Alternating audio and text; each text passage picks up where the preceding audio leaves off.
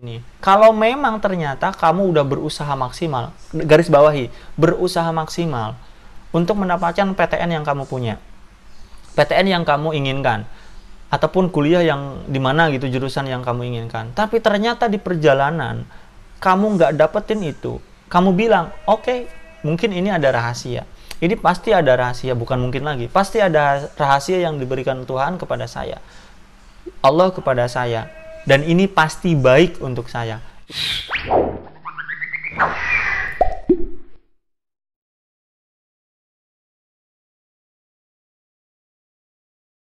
Lain silakan komentar ya di kolom komentar. Assalamualaikum Kak, semenjak diberlakukannya pembelajaran secara daring dan di rumah saya merasa pikiran saya tertutup. Ya udah buka. Saya sangat sulit untuk mencerna. Oke, ini kata-kata kakak garis bawahi. Saya sangat sulit. Tolong ganti kata sangat sulit. Itu adalah mindset. Ketika kamu sudah bilang sulit, kamu tidak akan bisa melakukan sesuatu hal. Kalau kamu udah bilang aku nggak bisa, kamu nggak bakalan bisa melakukan sesuatu. Kalaupun kamu bisa, kamu harus memaksa luar biasa. Jadi yang pertama hal harus kamu lakukan adalah mengubah kata-kata kamu yang tadinya sangat sulit. Sulit aja kakak nggak nyaranin untuk nyampein itu, apalagi kamu katakan sangat sulit. No, hilangkan kata-kata itu. Kalau kamu emang belum bisa, ya udah bilang aku belum bisa mencerna, gitu ya. Setiap materi, bahkan arti dari setiap kata yang disampaikan siapapun. Oke, yang kakak harus sampaikan, kamu harus ganti kata-katanya tadi. Kemudian yang kedua, kamu atur tempat di mana kamu belajar. Kamu harus berganti-ganti suasana agar kamu lebih nyaman ketika belajar. Jangan sampai berantakan rumahnya, jangan berantakan kamarnya, jangan berantakan ruang tamunya. Kondisinya harus disiapkan agar kamu memiliki rasa yang berbeda ketika belajar. Jadi hari ini mungkin di ruang tamu bersih. Hari ini di kamar, kamarnya rapi. Hari ini di terasnya bersih gitu ya. Kemudian saya bingung kenapa pikiran saya begitu, padahal sebelum ada pembelajaran daring di rumah aja sangat mudah menerima materi. Iya, karena tadi pikiran kamu itu bosan di situ aja. Makanya kamu harus mencoba untuk memakai cara yang saya sampaikan. Beda-beda tempatnya. Kak, gimana caranya bisa seperti dulu? Ya udah, balik lagi aja kayak dulu gitu. Tapi kalau kayak dulu kamu harus keluar, ya kan nggak boleh. Makanya kamu harus memancing pikiran kamu untuk berimajinasi hal-hal yang baik gitu. Kak, gimana caranya saya bisa seperti dulu? Apa yang harus saya lakukan agar pikiran saya bisa menerima apa saja materi-materi itu? Gitu ya. Jadi kakak jawab, kamu harus berganti-ganti tempat biar nggak bosan. Kamu bisa memakai pakaian yang bagus. Kalau mau belajar jangan amburadul kamu belajar. Karena memang berpengaruh banget, otak kita luar biasa banget ya. Jadi kalau tertutup sebenarnya nggak tertutup, karena ya kamu yakin aja kamu tertutup, maka kamu akan tertutup. Jadi itu dia. Kak, aku kan mau bentar lagi UTBK. Ya, kakak tahu. Aku pengen sekali kuliah di UI, tapi aku selalu insecure atau kurang percaya diri terhadap kemampuan aku dan melihatnya saingan yang mau masuk ke sana. Jadi aku mau bertanya, Kak, gimana caranya Kak biar aku nggak kurang percaya diri. Dan saya juga termotivasi sendiri agar saya mempunyai semangat tinggi untuk mencapai impian yang meskipun saya kurang dalam akademik, tapi saya memiliki percaya diri. Di dunia nggak ada orang bodoh, tapi hanya ada malas. Gimana yang mengatasi itu, Kak? Makasih. Oke. Kamu udah menyadari bahwa nggak ada yang bodoh, itu luar biasa. Tapi kamu masih meyakini bahwa kamu itu harus lebih baik daripada orang lain ataupun lebih rendah daripada orang lain. Ini harus dikorek lagi. Karena tidak ada manusia yang lebih baik daripada orang lain. Pada dasarnya seperti itu. Ketika kamu dalam satu aspek cenderung lebih hebat, lebih tahu daripada orang lain, pasti kamu akan ada satu aspek yang lebih rendah daripada orang lain. Kalau kamu ingin menginginkan tingkatan kepercayaan diri kamu itu meningkat, kamu bandingkan aja. Kalau kamu memang membandingkan ya, kalau kamu nggak tipikal orang yang nggak harus membandingkan, ya jangan. Kamu bandingkan dengan orang lain. Kalau orang lain itu kan ada, di dalam setiap nilai itu pasti ada indikator-indikatornya. Salah satu indikator itu pasti ada yang paling kamu sukai. Naikkan itu. naikkan itu. Jadi kalau poin 1 kamu dapatnya 100, poin 2 dapatnya 80, ya nggak apa-apa. Orang lain mungkin poin 2 yang 100, poin 1-nya yang 80. Itu bisa aja kayak gitu. Jadi kamu harus tahu kelebihan yang kamu punya, kamu tingkatkan itu. Jangan sampai kamu hanya melihat kekurangan yang akhirnya kamu minder dan minder. Terus juga berkenaan tentang perbandingan diri sama orang lain. Kalau kamu adalah orang atau tipikal orang yang ketika dibandingkan sama orang lain itu nggak nyaman, jangan bandingkan diri kamu dengan orang lain. Cobalah bandingkan diri kamu dengan diri kamu itu hari kemarin. Fokuslah dari kemarin sama sekarang, itu kamu lebih baik atau enggak. Kalau kamu dari sekarang sama yang kemarin itu sama aja, berarti ini ada yang salah. Kalau kamu dari hari kemarin sama sekarang itu malah jadi turun, itu tambah salah. Jadi kakak ulangi, kalau kamu tipikal adalah orang yang tidak suka dibandingkan, karena ketika dibandingkan sama orang lain malah kamu down, bukannya termotivasi, ya jangan. Kamu bandingkan diri kamu dengan diri kamu yang kemarin, kira-kira ada progres enggak? Kalau kamu kemarin itu sama sekarang itu berprogres, cakep. Itu yang kamu harus lakukan. Oke? Nanti kita akan bahas lagi step by step gimana caranya agar kita bisa mensiasati untuk bisa masuk ke PTN ataupun kuliah yang kita inginkan. Ada jalan bumi dan jalan langit. Kita akan bahas di seminar. Salam kenal. Wih, dari Bumi Ayu, deket ke kakak Bantar Kawung, kesenian. Kecamatan Bantar Kawung. Orang Jipang, Kosambi. Iya, Bumi Ayu. Kakak dari Brebes Selatan kan ya? Mana kak? Nah itu kakak udah bilang di Kosambi, Jipang, Bantar Kawung, gitu dah. Salam atau Bantar Kawung. Nah, udah dibilang. Bantar Kawung tapi kesenangan lagi di dusunnya. Saya mau bertanya kak, kira-kira bagaimana motivasi kakak saat bekerja setelah masa SMA untuk lanjut kuliah? Karena saya sekarang merasa juga kak ingin kuliah tapi pengen mandiri di atas kaki sendiri. Good. Apakah berdagang sambil kuliah adalah solusinya? Salah satunya yes. Dan apakah itu efektif? Banget, asalkan tekad kamu kuat. Bagaimana saya membagi waktu kuliah dan waktu berdagang? Terima kasih kakak, semoga jawaban aku, dan pengen ketemu kakak banget kalau ada waktu. Insya Allah ya, kalau nanti kakak pulang kampung, kamu bisa chat kakak. Nggak tahu, sekarang lagi lockdown. Jadi intinya gini, belajar dari pengalaman kakak atas kesalahan yang kakak lakukan waktu dulu. Baiknya, karena kamu masih sekolah, kamu udah mulai usaha dari sekarang. Apalagi kan ketika kita masih di kampung ya, aksesnya itu kurang terlalu banyak dibandingkan sama orang-orang kota seperti Jakarta, Tangerang, dan sebagainya. Walaupun ada kampung-kampung juga di dalam kota-kota itu. Tapi yang kamu harus pahami, kalau kamu udah percaya bahwa kamu harus berdiri di kaki sendiri, kamu harus melakukan tindakan yang berbeda daripada orang lain. Mulai sekarang kamu harus benar-benar melakukan to-do list, melakukan list. Kira-kira apa yang gue bisa lakukan hari ini untuk mendapatkan apa yang gue pengen. Kamu tulis dulu, nanti kita akan bahas sih di seminar. Cita-cita gue apa? Kalau bahasa sederhananya, impian gue apa? Kira-kira apa yang aku akan dapatkan, apa yang aku inginkan ketika nanti aku sudah dewasa. Kamu tulis dulu. Terus untuk mendapatkan itu, apa yang harus aku lakukan? Yang salah satunya adalah otomatis mandiri. Gimana caranya mandiri? Lakukan hari ini apa yang kamu lihat di lingkungan sekitar yang bisa menghasilkan uang. Ketika ada masalah, itu pasti ada solusi. Solusi adalah peluang. Peluang itu bisa menghasilkan uang. Di mana krisis besar, itu pasti akan ada sisi di mana peluang itu bertaburan. Ini program kakak, program motion sama teman-teman kakak, Kak Hadi ataupun Kak Tutut, itu terbentuk karena lockdown. Dari dulu kakak belum pernah melakukan kegiatan seperti ini, yang ternyata pesertanya lebih dari 5.000. Pesertanya lebih dari 5.000, itu pun kakak tahan. Bisa jadi 10.000. Cuma kakak tahan dulu karena bingung nanti ngelolanya kayak gimana. Makanya di 5.000 ini kakak lebih berbagi lagi kepada orang lain. Nanti peluangnya apa? Kita lihat nanti peluangnya seperti apa. Tapi ketika kita bergerak mulai dari sekarang, apa yang kita bisa lakukan, akan ada peluang-peluang baru untuk kita melakukan itu. Jadi kalau kamu mau kuliah ataupun enggak, sebenarnya kalau kakak dulu ya, mikirnya satu. Gue pengen jadi apa nantinya? Gue pengen dapetin apa nantinya? Itu ketika bergeraknya perjalanan waktu ya. Kalau pas di awal-awal kakak bilang yang penting gue kuliah.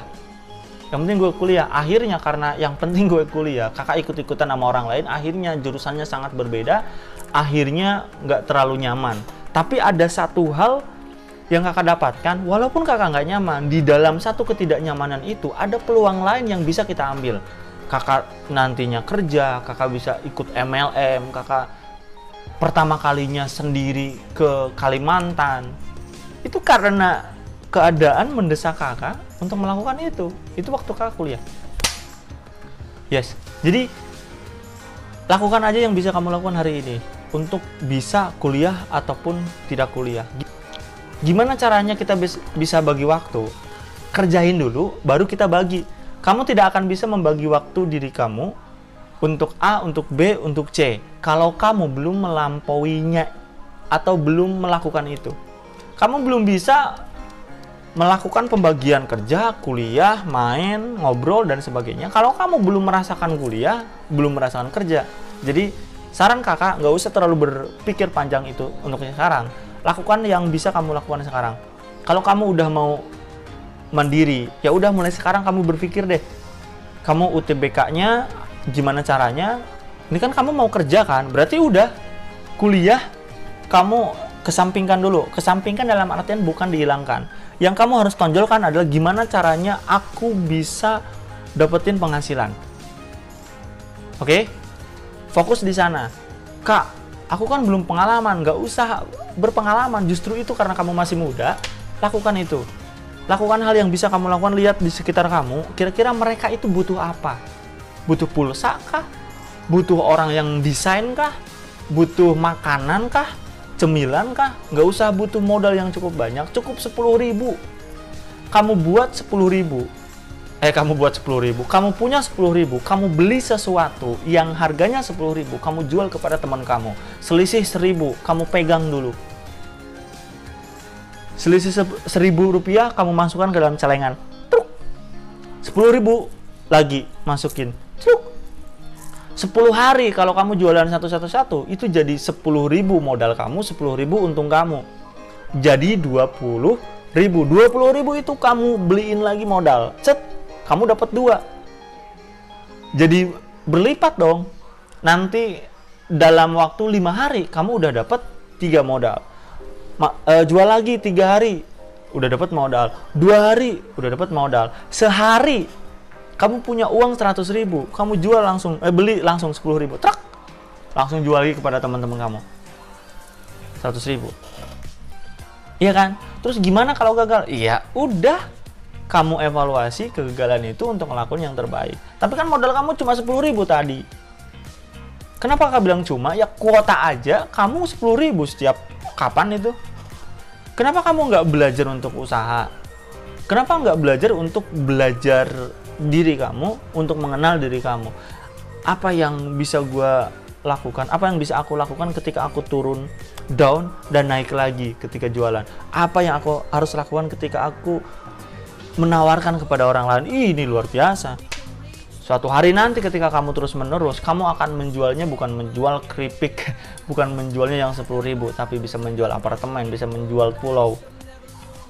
Ya, seperti itu. Karena kakak adalah termasuk orang yang bisa mengamati situasi, mengamati sesuatu, kemudian kakak lihat, ini orang nih, lumayan nih, waktu kelas 3 jualan. Kemudian ada yang bukan gelang ya, cincin-cincin itu dari kenur, kalau bahasa kita, bahasa kampung kakak, kenur itu apa ya, benang disulam gitu.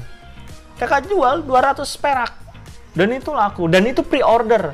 Duitnya mana kakak bikinin, tapi sangat sungguh disayangkan ada orang berkata, lu malu-maluin ya yang gitu dijualin. Kakak berhenti. Aduh, itu jadi mental banget. Kenapa kakak ingat? Karena itu ternyata jadi hambatan kakak. Yang sekarang kakak akan terus mengikis itu biar nggak ngelakuin hal sama. Makanya kakak bilang kamu, ayo lakuin yang terbaik. Yang bisa kamu lakukan. Nggak usah mikirin nantinya kayak gimana, yang efektif kayak gimana, segala macamnya. Yang penting kamu jangan hilangkan kata kuliah, Yang kedua adalah kamu usaha dari sekarang. Ya, kamu bisa chat kakak deh.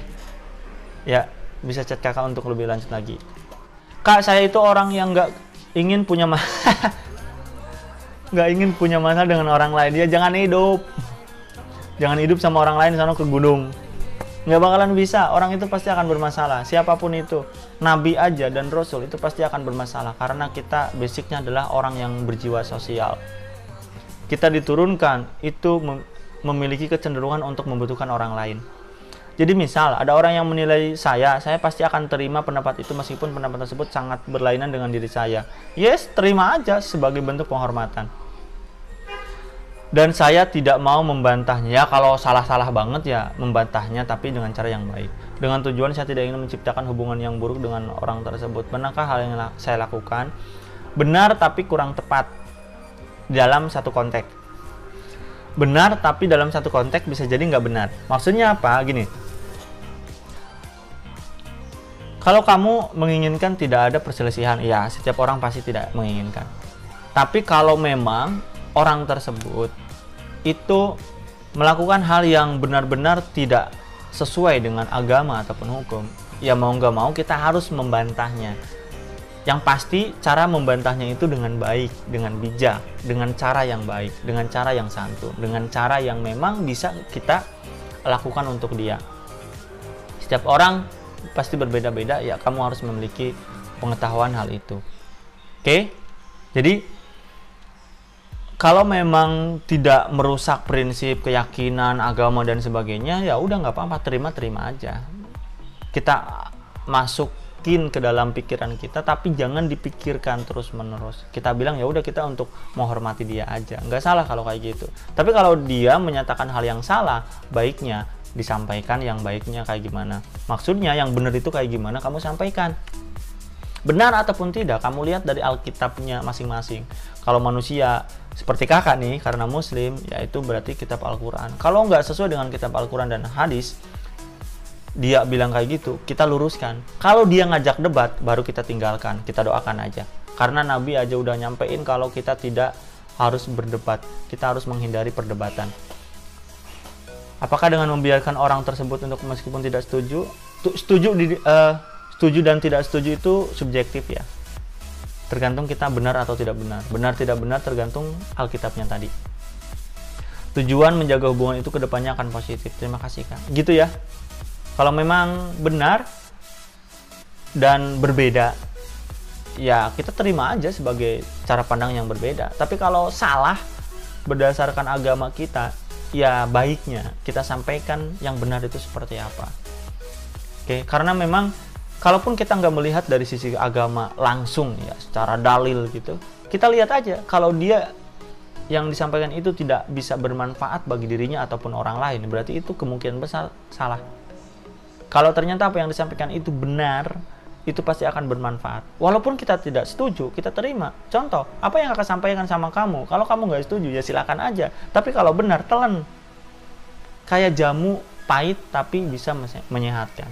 Oke? Sama-sama. Assalamualaikum. Saya ingin bertanya, kalau nggak salah kakak itu sempat gap year, yes. Kalau boleh tahu, selama kakak gap year, masih mengingat pelajaran nggak? Terlalu. Enggak. Kakak tipe kalau orang yang cara mengingatnya kurang bagus. Tapi ingatan kakak, ketika kakak paham, itu kuat. Kakak ulangi. Tipikal orang yang ketika menghafal itu lemah, tapi ketika memahami itu kuat. Jadi kalaupun kakak lupa, tinggal baca lagi karena kakak udah paham, itu lebih mudah. Oh gini, ya udah paham gitu. Ingat lagi. Apa fokus kerja dan lain-lain? Iya, kakak fokus di kerja, ngasilin duit. Kalau boleh tahu kakak dulu kuliah di mana? Kakak di kampus sekolah tinggi. Kakak udah bilang kemarin di seminar kalau kakak itu terjebak, entah itu bodoh ataupun terlalu polos. Kakak karena memang tujuannya kurang jelas, masuk ke dunia perkuliahan itu tidak sesuai dengan apa yang kakak inginkan. Kakak pengen jadi guru, tapi masuknya ke akuntansi. Tapi nggak apa-apa, kakak bersyukur dengan kakak masuknya akuntansi, perjalanan kakak dimulai untuk kerja di tempat lain, untuk MLM, untuk akhirnya kakak ketemu di sini. Dan aku kesulitan mempelajari semua mapel. Bentar dulu. Lalu bagaimana caranya mengingat pelajaran saat kakak ingin tes masuk kuliah? Gimana ya? Ingat, pahami aja. Dipahami, apalagi kalau kamu PTN ya, kalau kakak kan swasta, jadi kakak udah lupa tuh gimana ya waktu dulu. Tapi intinya kalau kamu mau mengingat sesuatu, baiknya itu kamu harus memahami sesuatu terlebih dahulu. Kalau kamu menghafalkan, itu kayak anak SD, A, B, C, D, E, F, G, H, I, J, K, L, terus kalau berubah urutannya kita bingung. Kita harus paham dulu apa yang kita baca. Gitu. Jadi kalau gap year atau setahun ataupun 2 tahun ya kamu harus pahami dulu. Asalkan kamu tekadnya kuat, kamu bisa mengulang lagi itu. Aku kesulitan nih. Jangan katakan mengeneralisir. Kesulitan aja kakak bilang, jangan bilang sulit. Kamu bilang aja belum bisa. Untuk mempelajari, bilang lagi semua mapel. Masa iya semua mapel yang kamu lihat itu nggak ngerti? Ya pasti dong di dalam mapel itu ada bab-bab yang kamu memang udah paham. Jadi ganti kata mapelnya. Ganti kata semuanya. Kamu bilang masih sedikit gitu. Ada hal-hal yang saya belum pahami. Kamu ubah cara pandang kamu akan ubah juga cara kamu bergerak nantinya. Maaf kalau pertanyaanku sedikit lancang. Lancang gimana? Nggak apa-apa, santai aja. Semoga aku bisa menemukan solusinya. Amin.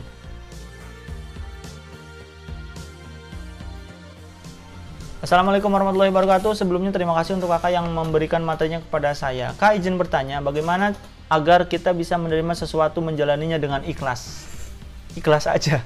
Sedangkan sesuatu itu tidak sesuai dengan keinginan atau jurusan kita. Bukan berarti kita nggak bersyukur sih, tapi terkadang keinginan dalam hati untuk mengejar hal yang lama masih ada. Walaupun kalau dilihat keadaannya tidak memungkinkan. Apakah kewajiban itu akan tetap ada? Ada. Terima kasih banyak, Kak.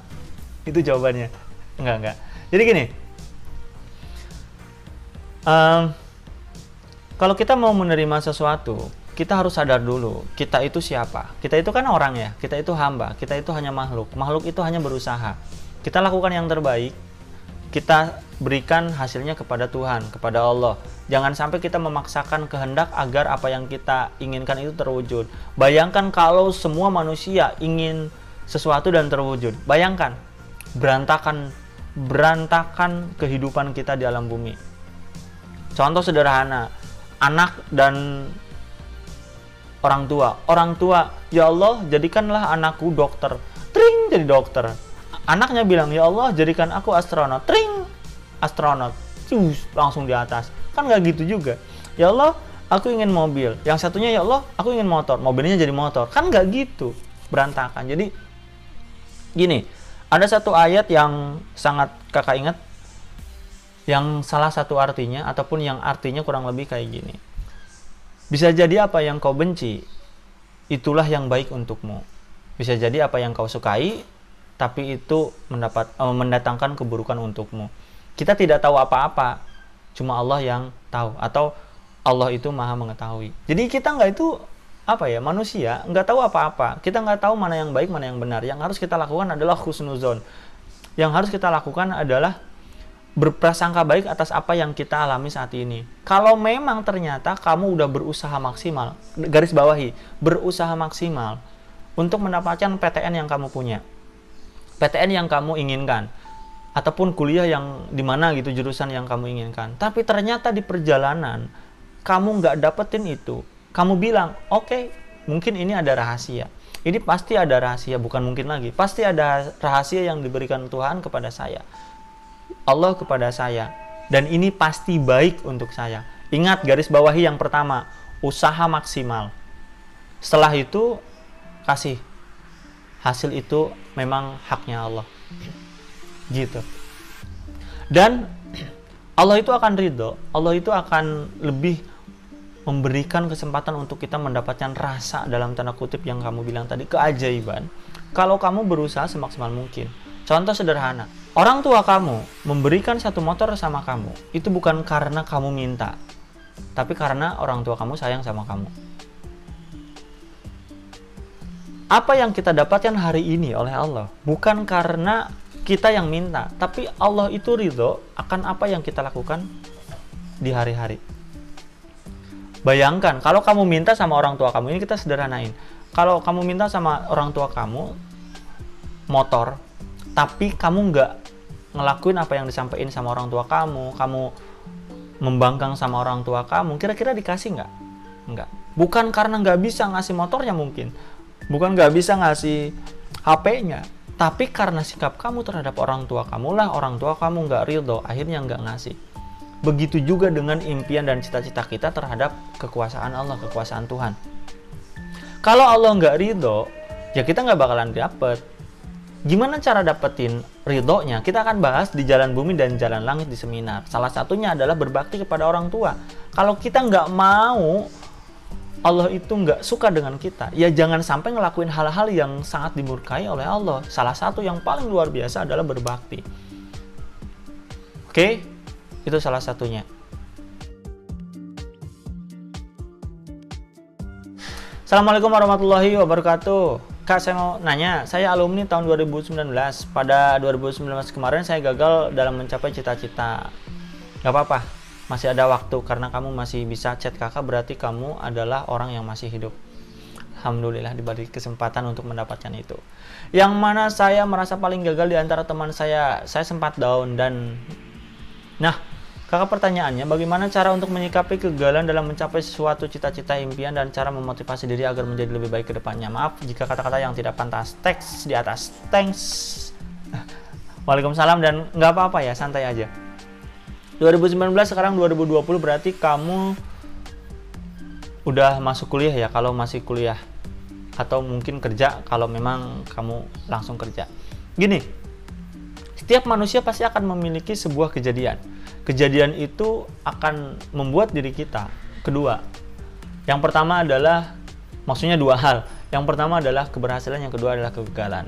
Keberhasilan dan kegagalan itu sebenarnya makna dari apa yang kita miliki dalam pikiran kita. Contoh sederhana, ada satu orang kayak gini, kakak ya, bukan satu orang lagi, saya sendiri. Saya berkeinginan untuk menjadi guru dulu waktu kecil. Udah dewasa kerja, saya bilang guru.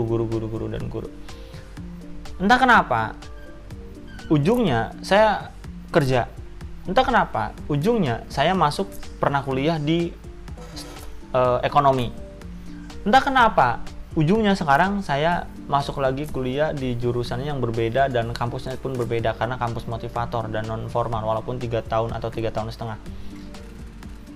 Pas saya ingat kembali perjalanan itu, saya mikir kayak gini, Allah benar-benar atas apa yang disampaikan dalam firman-Nya. Yaitu, apa yang kamu benci bukan berarti itu yang buruk gitu. Apa yang kamu benci bisa jadi itu baik untukmu. Apa yang kamu suka bisa jadi itu buruk untukmu. Karena kita nggak tahu, Allah yang maha tahu. Jadi kegagalan-kegagalan itu sebenarnya makna yang kita kasih ke dalam satu kejadian. Yang harus kita lakukan adalah melepaskannya. Melepaskan emosi dalam kegagalan itu. Caranya gimana? Kamu ingat lagi. Dalam kegagalan itu ada hal-hal apa yang bisa membuat trigger atau membuat pemicu diri kamu untuk merasakan tidak nyaman. Kegagalan itu kan bisa jadi, oh ya, bisa ketawa gitu, bisa jadi nangis. Kalau kamu masih nangis ketika melihat kegagalan waktu lalu, berarti itu ada emosi yang dimaknai oleh kamu yang membuat diri kamu itu berantakan. Jadi lepaskan emosi itu tersebut. Caranya gimana yang saya sampaikan? Yang pertama adalah kita ikhlaskan. Cara ikhlas itu seperti apa? Berdoa. Kamu doa. Kamu bilang doa di dalam setelah sholat ataupun sebelum sholat ataupun doa khusus, kamu berwudu dan segala macam, kamu bilang doa, ya Allah, ketika aku mengingat itu aku merasa tidak nyaman. Ya Allah, kalau itu baik ya Allah, tolong ya Allah berikan aku jalan keluar agar tidak merasakan seperti itu. Ya Allah, jika itu buruk, lepaskan ya Allah. Aku ikhlas. Contohnya seperti itu ya. Tapi prinsip dasarnya, yang pertama adalah kamu berdoa, bilang sama Allah. Yang kedua adalah kamu bilang, saya terima apapun itu rasanya waktu lalu. Yang ketiga adalah aku ikhlas melepaskannya.